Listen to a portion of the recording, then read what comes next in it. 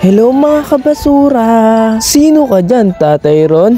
Mamas boy! Boy, dapat nga pala hindi talaga ako magbablog dahil nawawalan ako ng gana dahil may nabura ako. Tapos kumukunti na lang views ko kaya nakakawalang gana. Boy, bago nga pala kami pumunta ng grocery may nakita kaming aircon. Nakalagay lang sa labas ng bahay. Kaya naman naggrocery muna kami tapos umuwi saka kinuha yan. Yang roller para kapag binalikan at bubuhatin hindi ka mabibigatan. Boy, perfect na perfect nga pala yan kapag namamalingki ka. Lalo na kapag nasa Pinas ka tapos marami kang binili. Diba hindi ka na mabibigatan? Kaso nung binalikan namin yung aircon wala na. Sayang naman. Laking panginginayang namin. Dapat pala kinuha na namin bago kami naggrocery. Pero buti na lang kahit na gano'n nag-ikot-ikot kami may nakita kaming pakalat-kalat na ref. Boy, hindi mo nga pala pwedeng basta-basta kunin yung mga bagay dito na kahit napakalat-kalat. Baka isipin nila Alibaba ka. Lalo na't maraming CCTV. Bumalik nga pala kami ni Uncle dyan sa bahay. Tapos ayan, gumawa siya ng sulat. Hindi ko nga pala alam yung nakalagay dyan. Pero panigurado, nakalagay yung contact number ni Uncle dyan. Tapos kapag nakita ng may-ari ng ref, saka tatawagan.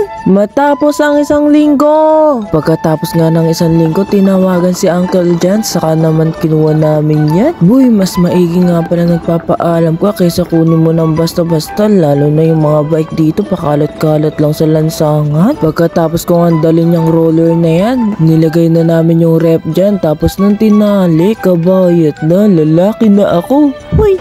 Kapag nga kinuha mo yung isang bagay, kahit na alam mo na pakalat-kalat, may CCTV, baka mamaya pwede kang makulong. Hindi mo pwede basta-basta angkinin ang hindi sa'yo. Diyan nga sa Pilipinas, alam mo nang kabit ka, masaya ka pa. Hindi na nga original na sa'yo, pinangalandakan mo pa. Huy, uy!